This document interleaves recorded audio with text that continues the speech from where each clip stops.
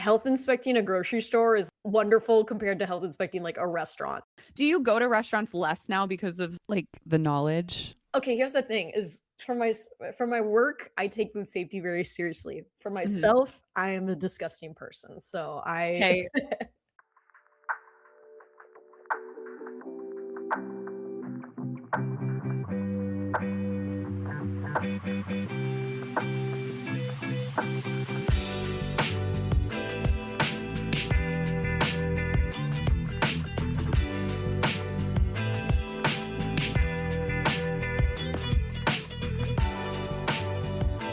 Hello, friends. Welcome to Lead to Gold, the podcast devoted to discussing all things growth and wellness. And I'm so excited to announce, you probably already know because you've hopefully read the title, but today's episode is the first guest episode of season 2. And it's been a long time coming. I truly just can't even wait for you to dive into this episode because, oh, so many things.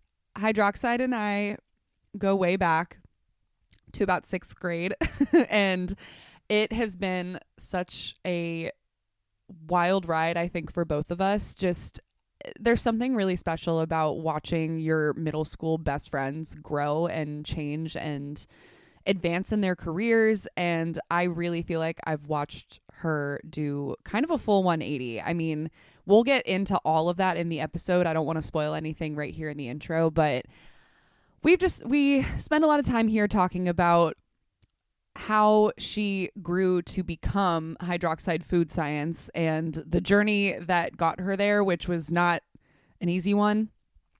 Not only that, but something that I was so excited to be able to talk to her about because I have always been so interested in the cross section between wellness and like the actual science behind such a big part of wellness, which is food. And while this conversation didn't really go where I expected it to, I really feel like it fits so perfectly with the ethos of Lead to Gold because it was a lot more hopeful than I expected.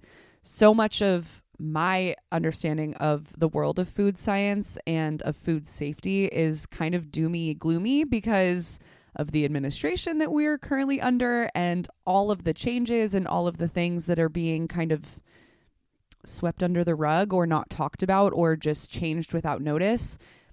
It really freaked me out quite a bit. So I was kind of thinking we were going to get more into the like, okay, so what's wrong here? What can we do? How do we stay hopeful? But it actually, like, the whole conversation is hopeful. And one thing I just really feel like I have to admire Hydroxide for is how good she is at staying optimistic and how good she is at presenting the information that people need to know in a way that lands for the common person. So I don't want to say too much. I want you to go listen to this episode because it truly was just like joyous and such a fun reunion, I think, for both of us. We hadn't talked in a while, but here we are catching up and also getting into the deeper parts of food science and why I think her platform right now is so, so important online. So before we get there, I just want to give the usual spiel of Lead to Gold and all of the things that are going on here. If you are new to the podcast, welcome in. I'm so, so happy you're here. I'm so excited to have you. And I just want to let you know that if you enjoy this conversation, if you get something out of it, I have much more. Lead to Gold is not just a podcast. It's also a blog. So if you like the Substack type vibe, I'm not actually really active on Substack, but I do have my own website where you can find all of my blog posts. I think there's over 70 now, and that is in the show notes. It's leadtogold.blog. In addition to that, if you find that you're liking it and you want to stay up to date, I do send out a monthly newsletter, which is just a little bit more in depth. You kind of get the first look of everything that's coming out. And I also really love to share the media that I'm currently absorbing at that time. So I put a lot of work into these. I think they're really cute and really fun, and I would love to share them with you. If you sign up, you also get included in that monthly newsletter a monthly playlist that is curated specifically for the astrological season that we're in. So You just missed the Aries one, but if you sign up, you will be right on time to get the Taurus one in a couple weeks. So if that is interesting to you, I implore you to do so. The last thing I will say is I currently don't make any money, any profit off of any of this work. So if you want to support me, the best way to do so is I have art on my page as well on leadtogold.blog. There's a little shop page and you can see all of the little prints that I do. And this is just kind of a fun side project for me at the moment, but it is a great way to support me if you feel like you want to. And I do think my art's pretty affordable and pretty cute. So go check it out if you're interested. That's all I've got for now. But I just want to thank you again so much for being here. This is such a passion project for me, and I want to continue to do it. So your support truly means the world. I think the last thing I'll say is just if you know of anybody in your life who might enjoy this episode or the stuff that I put out in general, please share it with them. That's the best and easiest way to get more people to be in on this with me. And I do want to spread the message because wellness is truly a nuanced thing. I am so not interested in having the conversation of like woo-woo spiritual bypassy bullshit. Like this is realistic wellness. That is the thing that we talk about. That is the thing that I always want to come back to. And again, I'll just say I think Hydroxide is such a perfect companion to that side of the conversation because she brings the realness to the field. So without further ado, let's talk to Hydroxide. I'm so excited for you to hear this. And I love you so much for being here. So enjoy and let me know what you think. Okay, bye.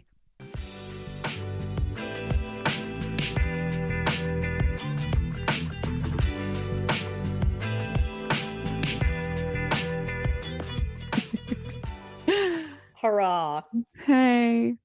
Do you have like an intro that you do? I don't know. No. Okay, got it. Okay, I was like pausing. I was like, We can roll with it. It's cool. love. But you know, how you doing?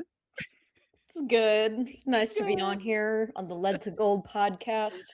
Dude, the thing that I always do like to just start with, just for anybody who has never heard of hydroxide food science, which they definitely should, what is a typical day or like present moment for you in this moment of your life? Yeah. Take me through a day.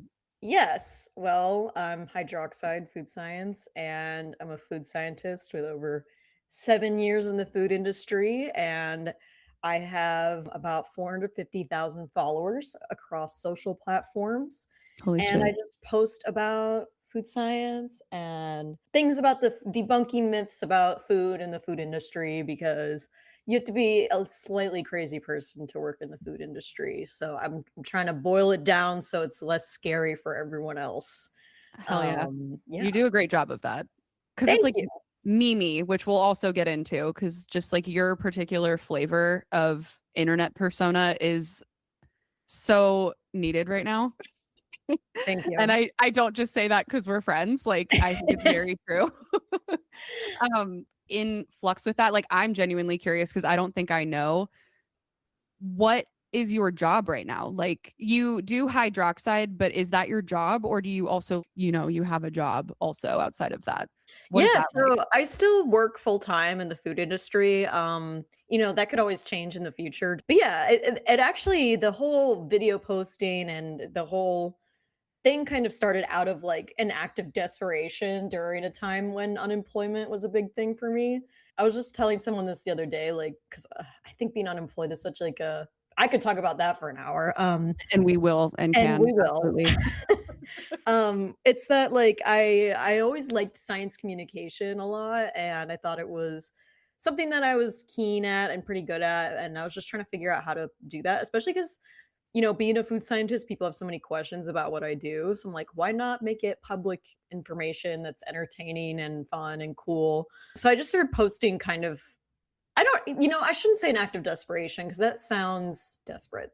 It was an act of passion, kind of the classic like the economy's so bad, I might as well follow my dreams Right. anyway, I kind of. remember you being on TikTok to start, and I remember you kind of posting about it. Like, I've never been on TikTok, but I remember you kind of being like, "Hey, like I'm trying this thing out." So it didn't seem like a, "Hey, I don't have a job. I need to do this" kind of thing.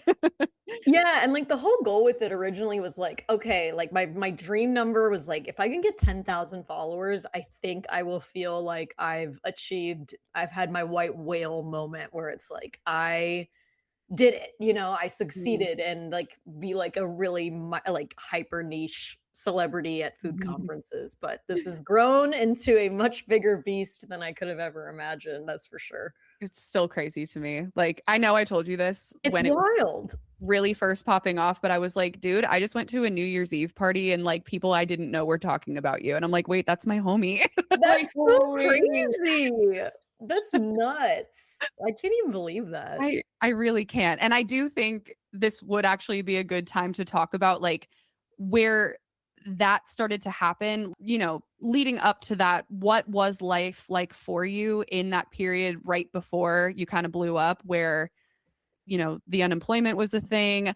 I know you were feeling a type of way. But I'm curious, like, kind of just day to day in that life. Let's get into the unemployment conversation because Yeah, that's big. it's funny because I just started, like, a much better job at that time, and within a month of or not even a month, like, within 3 weeks of me working there is when I started blowing up, so, not only was I, like, learning at this new job, but then this thing was starting to, like, go crazy viral, and if anyone's Mhm, ever gone viral on, like, TikTok or Instagram, you know how, like, overwhelming it is. It is, mhm. like, really, like, crazy, like, I feel like, so much of those algorithmic platforms are very all or nothing, where it's like Yeah. instead of getting like a consistent churn of followers, you just get like bombarded with some and then you go through a dry spell. So for me, and the other thing too that I have to acknowledge is like if anyone is doing anything creative, there's this weird thing where like the creative thing you put a ton of effort into will flop. And then the Yeah, thing that you just randomly do is like bam, like you know what I right. mean? Yeah. Yeah, yeah, yeah. I've It's definitely so experienced weird. that too. It's the thing you least expect. Exactly, and it's like, "Okay, wow, I guess this works." So I just kept plugging and chugging over and over again because my mom and you know my mom very well, she was Ugh. like, "You have to keep repeating this over and over again to be successful," and I have, like, a creative worm in my head that's like, "No, I wanna do something different," but I'm Mhm, ultimately very glad that, if you have a business or any kind of social media or whatever it is, just if something succeeds, that's what people want, so just mhm. give the people what they want True. and do Fair. it with a smile. Yeah, absolutely. But also then, like, leading up to that, like, I do wanna talk about the just, like, the drudgery of, like, okay, Yeah. we were job searching, we were like, "What am I even doing?"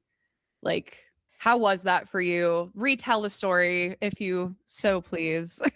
Yeah, like, I used to never believe in a quarter life crisis or until I had one, and, like, the 27 Club, that is so real because I felt like I was like, "What the F is going on here?" Like, I had been laid off twice in the matter of, like, a year, Which so is already, like, hard ultimately enough.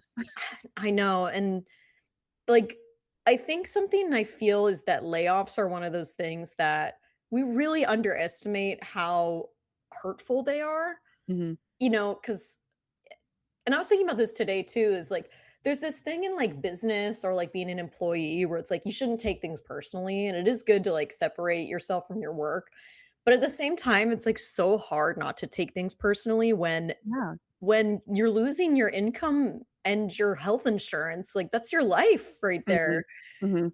So for me, like that to have gone through 2 of those in like a short span of time, I think I just felt very undermined. And then, man, applying for the job for jobs in the past 3 or 4 years is like a hellish experience. Like it's like they're farming your data.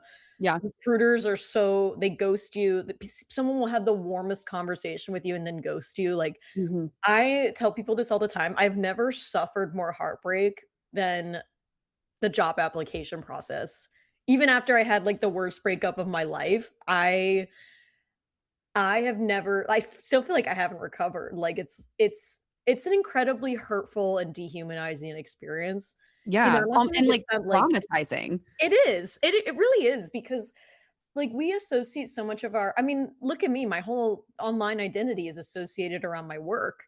And Mhm. so it's like I think that for so many people, especially Americans, like we really associate our identities with the work we do and like the Mhm. jobs we go to. And Yeah. it's like not only getting, again, your finances and your health insurance pulled away, which is already enough, especially if you have children or a mortgage or something else that you have to medical bills, all that stuff. But then it's like the act of just having to give so much and having to like play freaking like jump through the hoop and we'll give it to you. Like it is so demoralizing. It is like Yeah. why can't we all just talk like normal people, Like, please? how much more am I gonna have to do? How much more am I gonna have to, like, pretend to, No, like, literally, it's like wanna do this thing that I don't even really wanna do, you know? yeah, like, and that's the other thing too is there's this like complex mix of like trying to it's just this catch 22 of like you are supposed to not make your job your identity. You're not supposed to take things personally. But then at the same time, we want workers who are passionate about what we do at blank management systems. And we want Mhm, someone who like literally is like this is my identity to do this job. So it's like mhm. this awful, like, thing where it's like you're promised an identity by, jumping through the hoops, but then you're not supposed to retain that identity if they go, "We don't need you anymore." It's kind of Right, ridiculous. right, and I do think too, I mean, well, correct me if I'm wrong, because I don't know, but it sounds like your field is a lot more volatile in a way, like, it's hard to get in and it's hard to stay places. Does that feel accurate? So, I don't know, obviously, because I haven't really worked in a lot of other industries, and this is something I've been asking other people too, but, like, I would think that the food industry would not be as volatile. Now, granted, I worked in plant-based meat during my 2 layoffs, and they've had, like, quite a terrible past couple of years, so Yeah.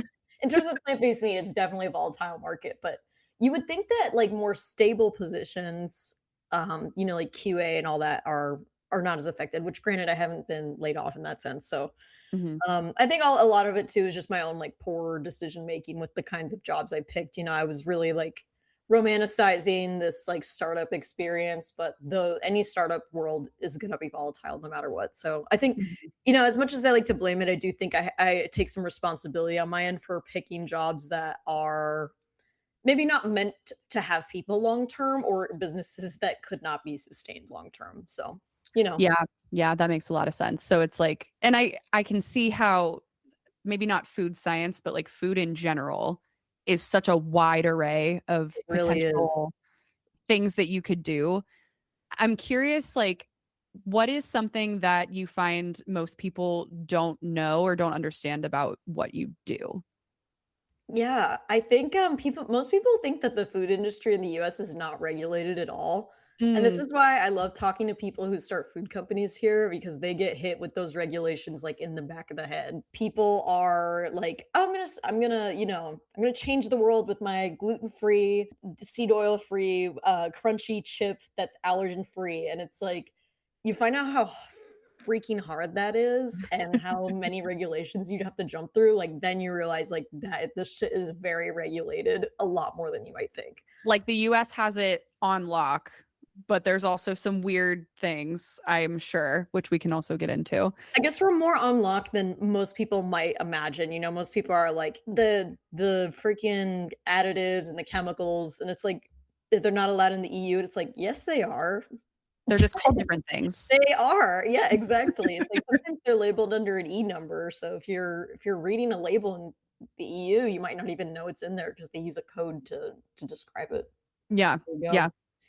And I know that that is something that like, these are the kinds of things that you use your platform to try to debunk for people or at least explain in a way that makes sense to, like, I know there's the phrase, like, medically illiterate, but I guess in a way, like, food illiterate, I don't that doesn't sound as nice, but you in general, I think, have I've said this earlier, but the kind of internet persona that I think is really needed right now because it's informative and it's honest, but it's also really funny and kind of eye-catching. So, one thing that I'm very curious about is who have you found kind of needing your content most? Like, what kind of person?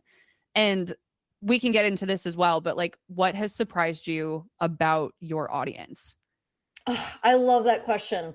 I think what's been the most surprising but positive is I have a great audience. And Mm, it's kind of given me a lot of hope for like living my life on the internet because I I feel love like that.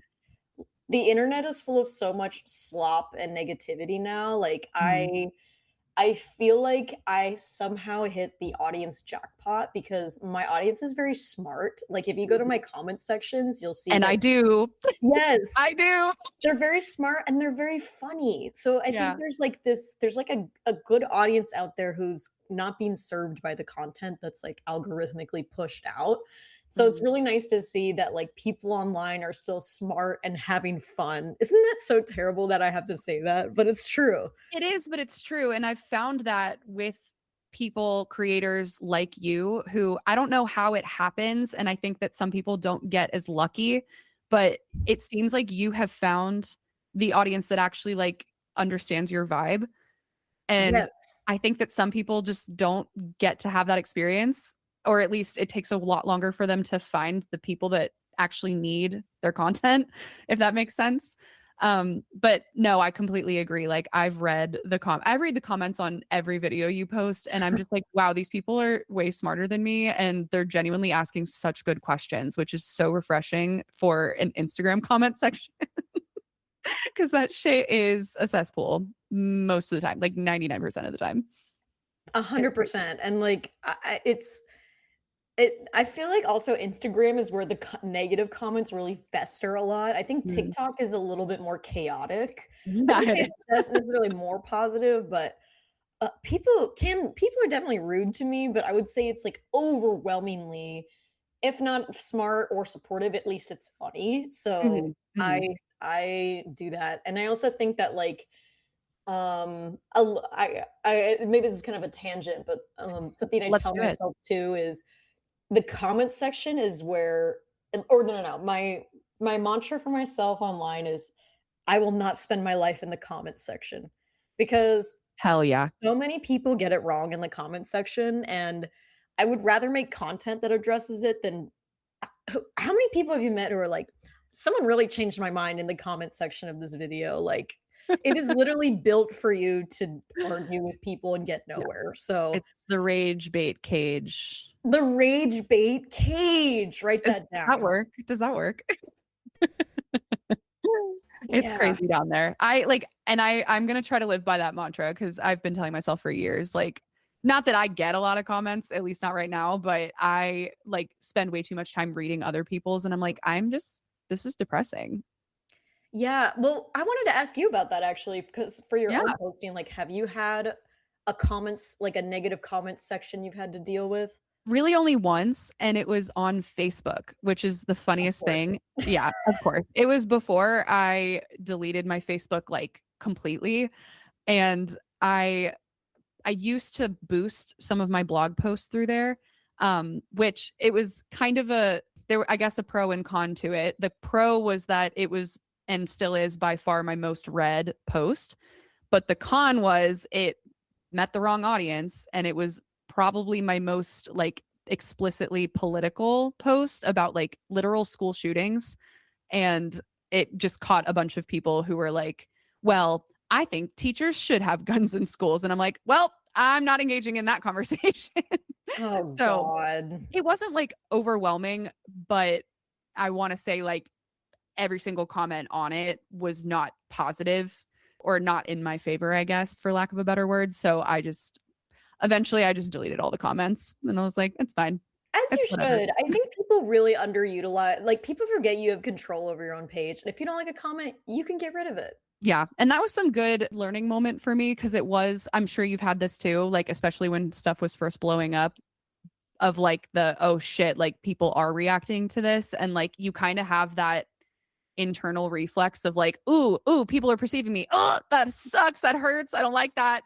Um, and it's almost like this embarrassment. Like I'm kind of like, should I just delete the whole thing? Should I just like never post on Facebook again? But we didn't boost posts after that. I'm not gonna lie.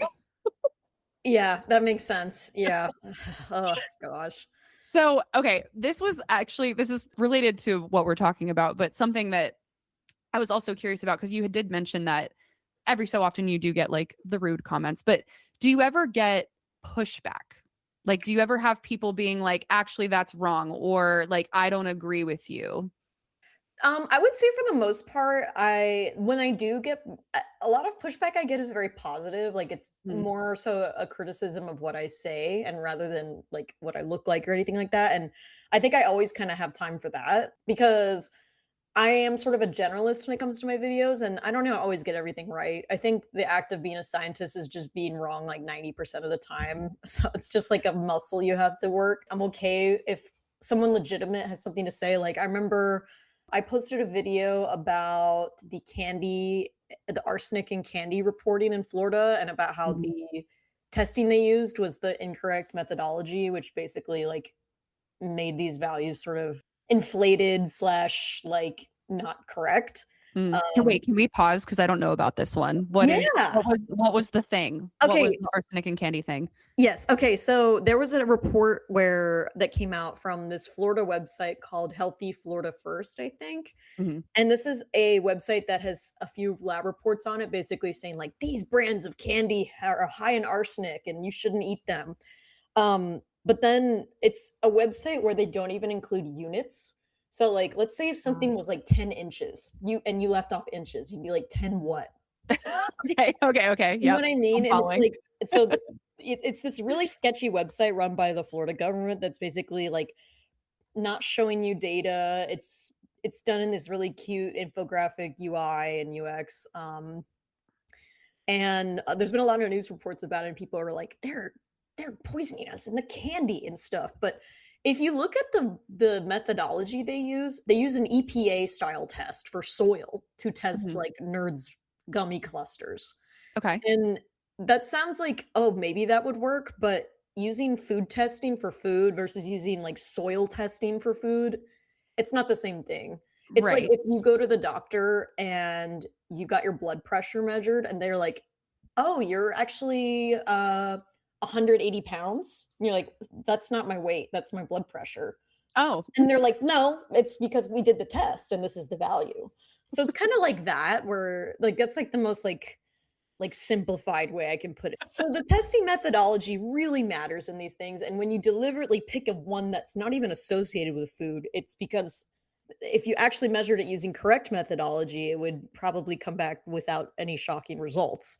so was it one of those things where the measuring that okay, they did the test and then it looked like, holy shit, there's so much arsenic in this, but it's just because arsenic is like naturally found in soil kind of vibe?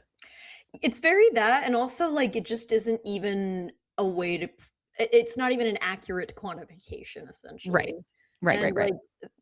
also the other thing too is like the average person doesn't deal with parts per billion or parts per million. So if Mhm. someone says there's 0.35 ppm of glyphosate and this and that, you go, that's terrible. Like depending on how the information's sold to you, Right. unit conversions and all that stuff, you'd realize that that's like extremely low. Mhm. So it's Mhm. basically manipulating data via incorrect testing methodology and like sensationalized reporting to Mm. convince you that there's something wrong, even though if you actually look at the numbers, like it's actually not a cause for concern at all. Okay. Yeah, that makes a lot of sense. And I'll come back to this. We're going to put a pin in that Okay. because I'm curious about how people like why people would report incorrectly if they know it's incorrect, but okay, we'll get back to that. But you mentioned that because did somebody push back on something you said about it?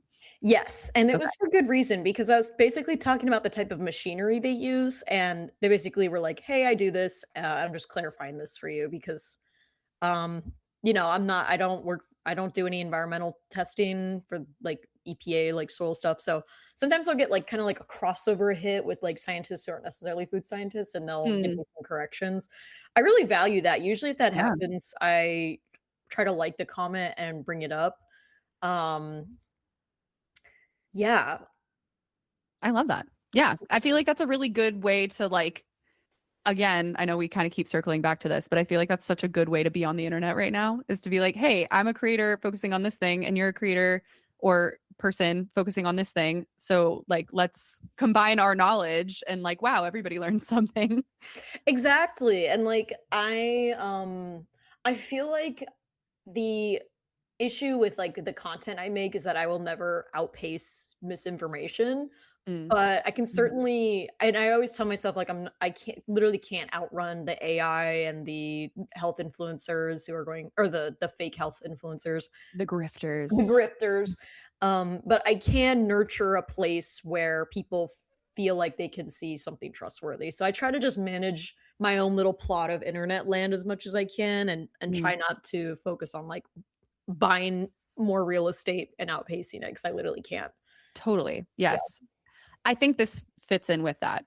But what does the average person need to know about like the current state of food safety? Because I remember when you were first like really doing it, I remember seeing a lot of food safety warnings on your stories. Like you would post recalls. There was a lot of just like, well, I think that coincided with the new administration. And I am also just curious, like, has that changed? Has that subsided in general? What what do people need to know about food safety right now? There's so much going on, but I would say surprisingly, even though what's going on with the HHS, like, I would say the CDC is definitely in a compromised place, but I would say the Mm, FDA isn't as much. It mhm, definitely is just because of the mass layoffs, which is really bad, but, something that, most people do not know unless they work in the food industry is that a lot of food companies take food safety very seriously and for a lot of reasons. It's not because they all of a sudden love you or whatever, but mhm, food safety recalls and things like that cost a lot of money and they cost a lot of trust. So mhm, something that food companies deliberately avoid, and there is a massive private sector of food safety involved in everything that we buy at the grocery store. So if you're Kroger, there's this thing called the GFSI, which is short for, I should remember what it's short for, but I just say GFSI a lot. That's okay. It's, the Global Food Safety Initiative. So this is literally a global private sector, like, auditing program, and essentially, if you want to sell your product to Costco, Target, Albertsons, Kroger, Ralph's, like, all of these big box grocers, they require you to have that. Mm. Okay, I didn't know that. A lot of private food safety requirements behind closed doors. I know because I've asked people for this stuff and they get annoyed about it. So, Mm, um, mhm, there is a lot of and these things require yearly audits where someone comes in and basically writes you up for all your food safety violations. Sometimes you wow. have surprise audits, sometimes companies audit each other. So, they're even without, like, necessarily FDA inspection specifically, there's a huge amount of inspections are happening literally every day by these private initiatives, and I would say they're pretty thorough and trustworthy. Wow. Obviously, Yeah. there's gonna be, shady auditors in any place, but for Mhm. the most part, it's pretty trustworthy, and there's, like, a lot of people with boots on the ground.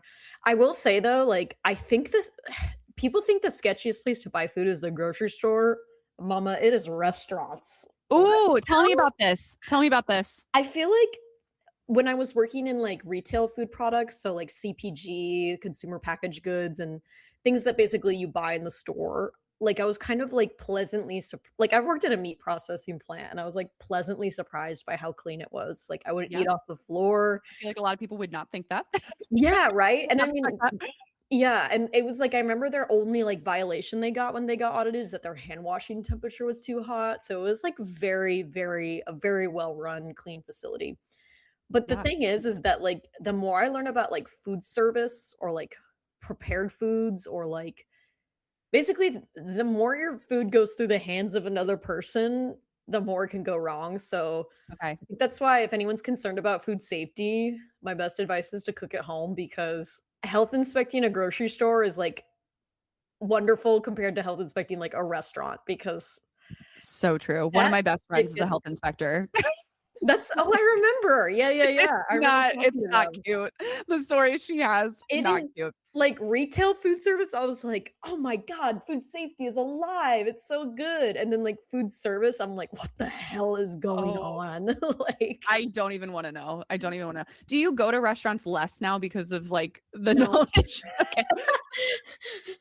I Okay, here's the thing is for my work, I take food safety very seriously. For Mhm. myself, I am a disgusting person, so I Hey, I respect it. That's how I feel about, like, my own work with this. I'm just like, "Look, I say a lot of things, and I'm not very good at doing a lot of those things." And it's fine. and I don't mind being the experiment for my body. I mean, there's certainly things like I don't really eat raw oysters. That's something Mhm. I avoid eating. Mhm. This was definitely Um, something I wanted to ask about because I know you have done several videos. One of my favorite videos that you did was the one of, like, what are the few foods that you actually would avoid? And I know bean sprouts is one of them. I do avoid bean sprouts. I'm at a pho place, I ask for no bean sprouts. You're the reason I no longer gravitate toward bean sprouts, which is unfortunate because I really liked them, but I really liked them. It's Oh, so wait, sad. you wanna know something else that you stopped me from doing? And I'm really calling myself out here, but, I watched your video and I was like, "Oh, shit." I used to make my own you're gonna hate me for this. I used to I'm make my scared. own, all-purpose cleaner, and it was the, like, vinegar and Oh, essential oil. that's not as bad. Okay, but here's the thing is, I think in terms of, like, just physically scooping stuff up, I think that works fine, but the issue is too, like, a lot of people mix vinegar and baking soda, and it's like, Ah, yes. bruh, that's just water." I remember you saying what you said it's glorified salad dressing, and that stuck with me. I mean, it kind of is, I would say. It's and listen, if that's all you got on hand, that's better than nothing. It's But, true, you know, it's true. I've we switched over to Hank Green's, what's that? It's the Good Store. He makes the little tablets or I don't know, I guess resells them. I've oh, I switched over didn't to know those. that. He's got a great store. That's so cool. I'm looking it up right now. It's really sick. It's really sick. Um, okay. I lost my train of thought because we've derailed and that's okay. That's okay. This is a good conversation. I'm having fun. Are you having fun? I'm having a great time. Good. I love you. I missed you. Oh, I love you too. Okay, here's where I think the worlds collide, like the internet worlds collide, because I more recently have kind of, I guess, just realized you put a really wonderfully positive spin on food science and you actually work in it. So I believe you when you say, like, there's a lot to be excited about. There's a lot of ingenuity happening. This is a great thing. But can we talk about Maha Yeah. for a little bit? Because I want to understand better why that is the platform that gets all the traction that people gravitate toward, that people like literally know more about. And like, I worry about the misinformation of that side of things. And I also worry that that kind of almost like devalues the actually very important work that people like you do. So let's talk about Maha. Thoughts? Yeah, totally. What do we do with this? Yeah, so I think the thing about Maha is it's the most politically agreeable thing that this new administration has put forward. I think Mm, that's like a big thing. It's a big equalizer.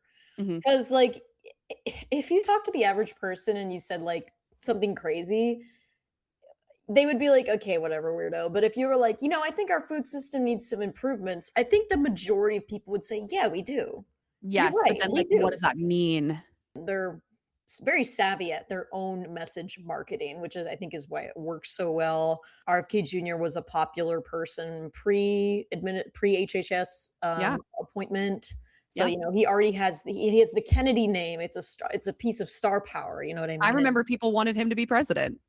yeah, and people forget he ran under a Democratic ticket, and I think Yep. that's something that is, like, really important to recognize is I think Maha is the most moderate of all of the political opinions up there, but the issue with that is it's sort of a slippery slope into this, like, anti-vax, Mhm. anti-science sentiment, even Mhm. though I think on its marketable surface or the way that they market it, they're trying to, like, make it look a as agreeable as possible. Yeah, I So, definitely see that. it's really fascinating because and this is something that's really fascinating about making my own content because I wouldn't say there's a lot of, like, industry-based food scientists who post a lot, is that I've been accused of being, like, a lefty, and I've been accused of being, like a Nazi conservative person. That's It's crazy. really fascinating. It's That's like crazy. it's crazy. Like, on my I had a recent post where I worked with an organization called GAHA, which is Growing a Healthier America, and they're kind of, Okay. like, trying to promote positive information about, like, agriculture and food. And, it was really fun. That was my post about seed oils, and someone there was like, you're literally selling out to Maha." And it's like, I like, it's like people miss the context of things, but I think the reason that is because I think food is the most one of the most nuanced things we'll ever work with in our lives, and Mhm.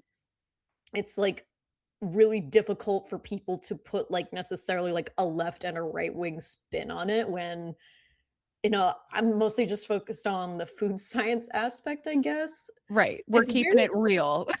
We're just Yeah, we're keeping it keeping it factual. real.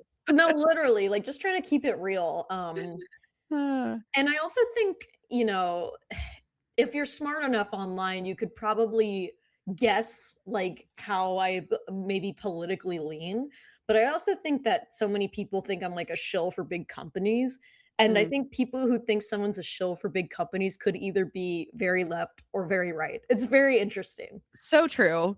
I think political parties are really changing a lot in the US right now, but for a They lot of are, the yeah. Gen Xers and, like, millennials who still think things are the same, like, they're like, "X and Y is left and Z and A are right," and it's like, I Mm. think things are getting a lot more mixed up now, so it's always Definitely. interesting seeing how that goes. It's really interesting, and, like, the misinformation that comes so easily from, I would say, not even right-leaning, but Maha-leaning people, like, it just seems like such a breeding ground for grift and straight up health misinformation, and I think that overlaps really strongly with the wellness circle of the internet. I don't know how to make sense of that, and I don't know, it doesn't make sense to me why people gravitate toward that when there are true people in the field who know what they're talking about, and the other alternative still sounds better. Do you have a lot of wellnessy people in your comments, like, pushing back on stuff? I remember recently I got a comment from someone who has, like, a lot of followers. I think she had, like, 1,000,000 followers, and it was, Mm, like, her bio was, like, Christian mom and, like, all this other mhm. stuff, which there's nothing wrong with having a religious practice, but they're usually the raw milk post is where the people who are very trad wellness, because I feel like there's in wellness is such a big umbrella now too, It because really is, I yeah. have, like, I think I have, like, some people who follow me who are, like, a lot of dietitians who are, like, wellness focused, like, more holistic, Mhm, but, like, still scientific. Like, there's some people who know how to split that difference. mhm. Then sometimes there will be, like, the trad wellness people, and then sometimes there will be, like, the gym, fitness, wellness people. And even in the gym, fitness, wellness people, there's, like, a lot of different varieties because Yeah. I love gym people who love processed foods because they're, I've like, heard you say this, yes, and I love it. they're the most fun people to make foods for. They're psyched when something is made. It is, like, the coolest thing ever, but and Which then I there's, like, the definitely gym wanna people who are like, "I will never let a gram of sugar touch my tongue." Uh, but I then don't there's the other know. ones that are just like, "Let me see how much of every macro, everything that I need. Let me just squeeze that into this one food product," Yeah, which it's I like, think is "Stop! like, Put the cottage cheese down!" I love cottage cheese. I'm sorry. I like it too, I'm not gonna lie. Still to this day, I have to find it. And this was from a few years ago. The most insane video I ever saw with, like, a recipe was, like, someone was like, "Make this amazing one ingredient bread with me," One and ingredient. someone stitched it and was like, "Okay, you're never gonna guess what that bread ingredient was." And so I was like, "Okay." And it was literally chicken, and I was like, "What?" I mean, that is food science. So, I mean, but I'm like, I have to find the video because it is, like, one of the most insane things like, I don't think I would have ever guessed that, but anyway, I don't even know what I'm talking about anymore, but I just there is some crazy food stuff. People are really bending cottage cheese to its will, that's for I'm sure. losing my mind right now. Okay, when you were saying that, like the lead up, I was thinking yogurt. It's not yogurt though.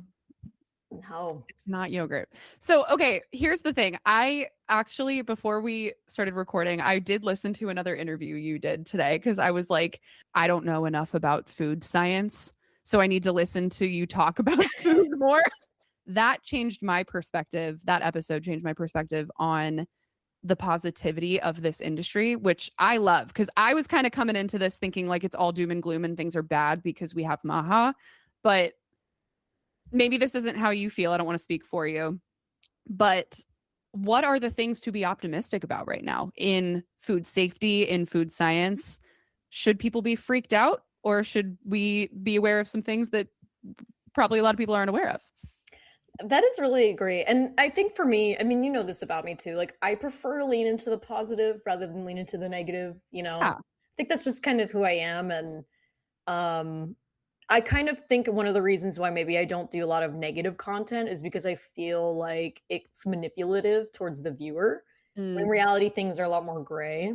mhm. Um, but I will say, like okay, we'll start with the bad actually, and then we'll sandwich it up with the good. We can circle back. The interesting thing that we're confronting the food industry now, this is like very real with MAHA, is that like a lot of MAHA initiatives are now becoming state laws. Mm, So West Virginia tried to ban all petroleum-based dyes. It got blocked in court recently, and then Texas had this bill recently where they were trying to ban like a huge list of food additives. And the complications that come with this MAHA like perspective is when it gets pushed to like state legislation, it creates like essentially a patchwork legislation that makes it very difficult for food companies to send items to those states. mm, And so I would say right now, like most food companies are kind of in a state of disarray because things are changing so quickly overnight.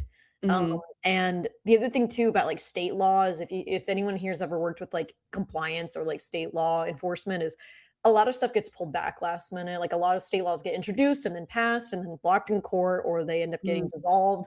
So we're kind of playing this game of chicken of like not really being sure what's going on. And And can I ask, like, does that affect, because you had kind of mentioned like the flow of literal food to places, does that kind of like back and forth legislation potentially working, not working? How does that actively affect people who are food insecure? Like, how have you seen that happening?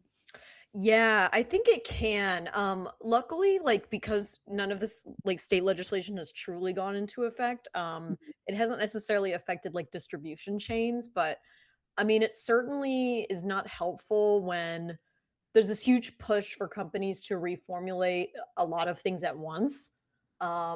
Because it just slows things down, it makes food more expensive, and it can make supply chains like less quick. Yeah, the food industry is so big. I mean, think about everything your food goes through from farm to table. It's like sometimes when I go to the grocery store, I literally feel like spiritually overwhelmed from how much work goes into everything. Mhm. I know that sounds so like woo woo or whatever, but No, no, I honestly get it, and I kind of feel like there's a thread I wanna pull on here because I feel the same way, but kind of in a different way. It's tell me if you feel the same thing, but, like, I will go through a grocery store and be like, "Holy shit, like, where did all of this come from?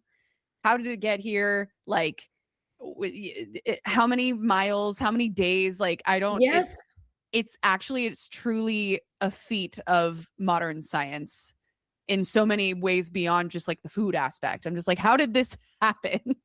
It really is, and I mean, sometimes I think that's another thing that sort of gives me not necessarily like hope, but like some level of peace is like I think that's something I try not to take for granted is like being able to just go to the grocery store and buy stuff, buy such a Right. variety of stuff. And I mean, there's problems that come with that as well, like in terms of how much food waste we produce, but Mhm. it is also something to be like grateful for, for Totally. me at least. Yeah, I Just mean, the concept of like, we didn't have that 100 years ago. Or we didn't maybe even we have it did, but it 50 was years really ago. different. We didn't even have it 50 years ago. I remember my mom telling me stories of, like, getting oranges for Christmas, and that was, like, a Yeah. rare treat, and Yes. now we can just buy them any day of the week now, which that has its own things I think I would criticize, but, it's it's remarkable, you know what I mean? It really is, like, true modern feat, and it's kind of I don't even know the right word to describe, but I don't think it's woo-woo to say that. Like, there is a weird spiritual quality to the fact that we can just do that, and I think it's a net good. I think I would say that. Um, Now, something that I kind of like in that same vein, like, I'm curious what you see for the future of food science and food safety, like, with the current kind of administrative clashes, the things that people don't know about, the grift, like all of it. I know that's a very wide net, but how do you see that fluctuating? Do you think it's going to be a net good? Do you think we're making progress? Do you think there are things that are going to get worse? Like, tell me how you. Yeah, I do think some things might get worse, like, I think the FDA is, like, a chronically understaffed agency even pre-2024, Mm, and it's kinda the way it's always been, and I think, they're not the only ones doing things for us, but they are probably one of there's something that I rely on for tools every day, and if we have a lack of tools in the future, then that's, like, a big problem. yeah. So that is something I'm concerned about because I think just food in general just requires so much bandwidth and human stuff. Like you can't automate. Like I think people would be shocked at how not automated most food facilities are, Yeah.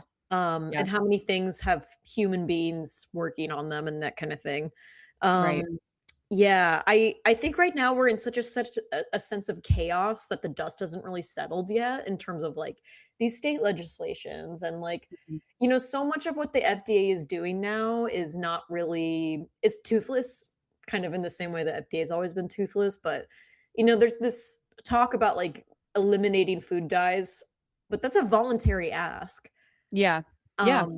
And, like, there's very little enforced like, for all of the marketability of, like, the MAHA movement in, like, our in the HHS and the FDA, their marketability is high, their effort is very low. So, the Yeah. actual changes that are happening and the other thing too about food science and the food industry and food safety is it's very boring. It's very boring. The little things that change, like, they matter for sure, but they're just not sensational enough to really grab people's attention. People wanna Yeah. know the poisoned candy and all that stuff, but, Right, right, you and I know think that kind of also answers a question that I asked earlier, like, it when you say it like that, it really makes sense why things like Maha are so they seem so popular because more people understand it the way that it's given to them, but the true science, the truth, I should just say, is boring most of the time, and I and think.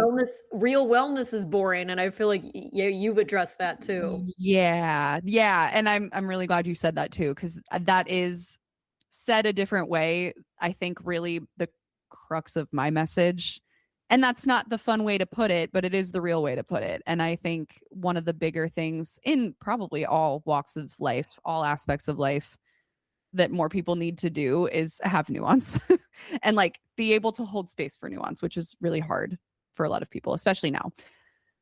Um, well, that's I mean, a lot of what you've said, even more so than what I've already come into this conversation with, has made me feel a lot more positive about where we're headed. Um, Now, I don't know if you'll say the same for what I'm about to ask, but based on your experience in the job search, do you recommend people going into food science? This is such a great question. I don't know. I feel really bad for anyone who's between the ages of, like, 16 to, like, 23 right now. Mhm. Because I think, like, with, AI and, like, this crazy AI push that's sort of blanketing everything in a way that's not very helpful, it makes navigating career choices very confusing. Yeah. I would say a career in food science is worth it if you don't wanna sit all day for the rest of your life, Mm. if you like science but don't want to be a nurse or be a doctor and you're like icked out by the medical stuff. Mhm. Um, it's I do think that, like, food is always gonna be around. They can't soil it and protein powder us into having a powdered diet. I think people love food more than ever now. So I do think it is an industry that will always exist, but it is a gravely unsexy job. Mm. For as much as I talk about it, it is a gravely unsexy job. But I will say it's something that I think the fun thing about it is people always ask you what you do, and there's a level of tangibility to it, and that's another thing too that I think is, rewarding is like, if I just worked on, like, web stuff and then it just was in the web internet ether, like, I think just seeing your tangible work get done is a rewarding experience, especially now that everything's so digital. Yes. And what are some ways that you have seen that recently? Because I have been loving the stuff about like you going to the I don't know if you call them like food conferences, but you getting to see like these new products being made. I would love to hear a little more about that. Like, how do you see the progress of this line of work? Yeah, I think there's a really interesting thing that's happening where, well, this is going to sound bleak, but I don't want it to sound bleak. Where, I think we're really losing the middle class in the US. I mean, Like the middle yeah. class is shrinking. And I would say the middle class or sized food businesses are also narrowing. So we have like Mhm. these huge companies, but then we also have this really like dynamic group of like a gajillion small companies. And it's really cool seeing people, like, truly just go back to basics, and they're like, "You know what? I'm just gonna start a food company," like, following the whole following my dreams because the economy's so bad. Yeah. Full And some of the circle. products I've tried, because big food companies do not like to experiment, like, it's really nice to see so many people putting themselves out there and experimenting with things that are delicious and fun and awesome and great. So I think that that's pretty cool. Like, I think the whole prebiotic soda thing is cool. I love Um, them. I think, like, I don't know, like, there's so many food products out there that I'm excited about, and food technology that is cool, and I think that's just why, like, food science is great, is because it's, like, a constantly moving thing. And there's a startup I'm really interested in, they're called Compound Foods, I think. They're trying to make, like, non-chocolate chocolate and non-coffee Ooh. coffee. So, a lot of these Whoa. companies are trying to, like, do sustainability-focused things or, like, food waste-focused things. So, the attention is out there, Yeah. but it's just not either celebrated, and also, running a food company sucks. So, yeah. I can imagine the legwork and years of time that that takes to like make a thing. So I can't even imagine, but like it's cool that it's happening and it's cool to have somebody who is like kind of reporting on it and just bringing it to the light. And that kind of brings me to my last real question and then we're going to do a fun question, but if you could chat with the past version of yourself who was kind of going through it years ago, what would you want her to know about your life today? Okay, well, like, everything will change and nothing will change at the same time, and your self-esteem will be way higher. I fucking love that for you. Yeah, it's great. I love it. I'm thrilled. It's like I got my self-esteem back from a lot of this, and I'd say that's, like, more rewarding than anything else because I was truly, like, I hate everything. You like genuinely, you have no idea how happy that makes me to hear. And I'm just so happy for you, dude. Oh, thank you. I I really appreciate am. it. Ugh, I'm obsessed. I'm obsessed with everything you do. I always have been. I'm obsessed with you. That's why I hopped on that Facebook chat in middle school. I was gonna say from the Orbit Girl Halloween costume. Yes! Ever Oh, since. that I Ever peaked since. low key peaked then. I peaked at 12. Ugh. God, we were okay. Do you remember what my Halloween costume was? That year? Yeah. Or in It wasn't general? revolutionary, but it was kind of No, niche. I don't. I just remember that it was a stupid middle school parade in the parking lot where we Uh-huh. did our whole, walkabout. Yeah. And you were the Orbit girl. And I just remember everybody being like so infatuated I with remember that. when I did that costume, I was so surprised people liked it so much. I mostly Oh did my it because god. it was easy, but, Well, it was just you so know, perfect. And I it think this kind of gives the like I don't know if I would describe this as our personalities fully, especially maybe not like as friends, but that's a very like golden retriever black cat moment for us. You were the golden Hmm. retriever, I was the black cat because I was Ozzy Osbourne. I don't remember that. That's epic, dude. I That's thought I ate awesome. with that, and then I'm I think like, you did. I did not. I Chomp, did not. chomp, chomp. I freaking love that, dude. It I was always think that I've been kind of goth in a sunny way, if that makes sense. no, I kind of see that. Yeah. You're like I will say I don't know how you feel about me saying this, but I would say like current like very famous person that I feel like you really have similar vibes as Alyssa Liu.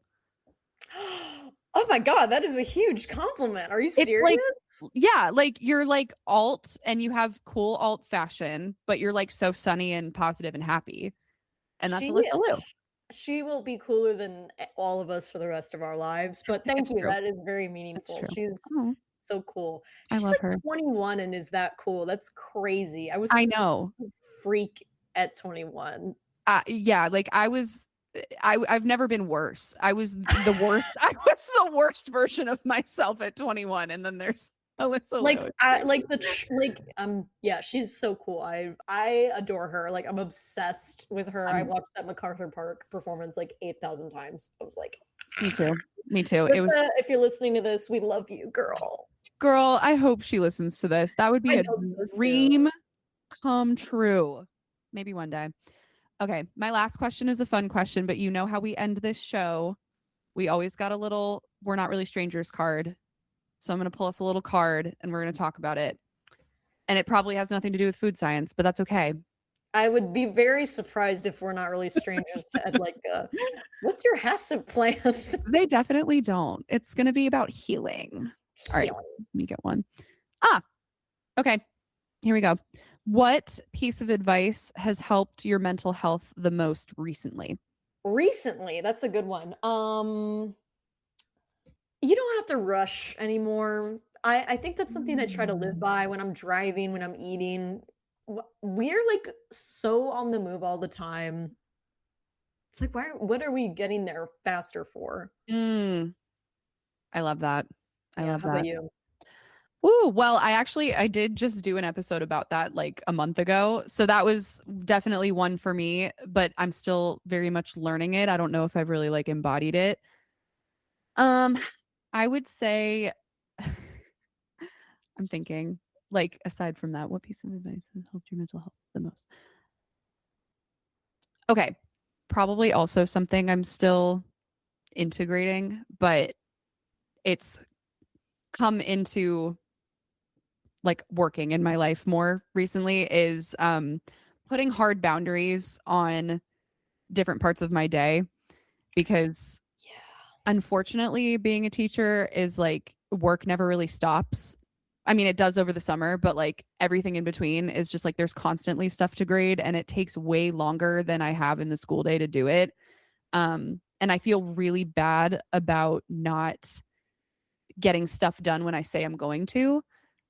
But I think I'm more now leaning toward like stopping over promising people and just being like, okay, when I leave this building, the work does not come home with me. We're not doing that because otherwise I'll be up until like 12:30 doing it and then I hate my life. That is crazy. I mean, teachers go have to do so much work all the time. Yeah, like English in and of itself is the subject that is like 100% undebatably the most grading heavy because like it's You have to all read everything. yeah, you have to read everything. It's like I could have been gym teacher, huh? Hey, a gym teacher's not a bad job. It's really not. Yeah, It's completely crazy, agree. but okay. Thank you for Love chatting you. with me.